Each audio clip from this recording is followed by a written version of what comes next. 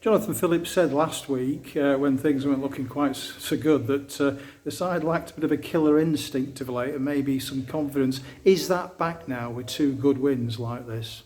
Yeah, I'm not sure if it's fully back. I thought our win yesterday was quite convincing. Tonight, I thought it could have been if we would have, again, like Jono said last week, that killer instinct where you're up 2-0, you get that next one to make it 3, and then the game changes. They got to chase the game, and you can counter off their run of play.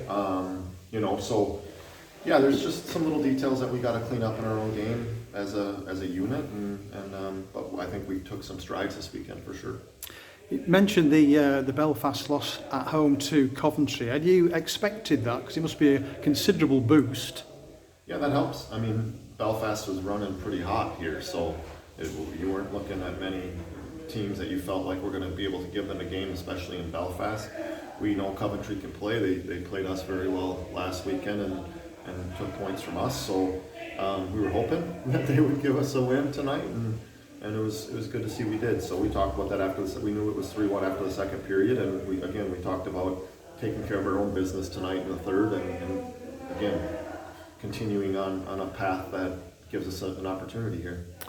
And you're 5 points behind Belfast, forgetting the other 2 for a minute, with a game in hand over Giants.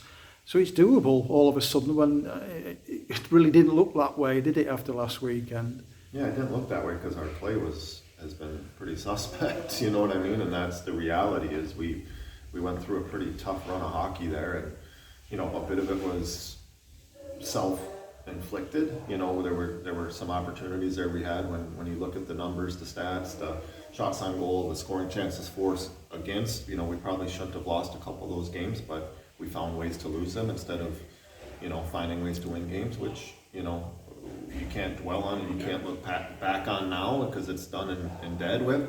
But we like you said, there is an opportunity here.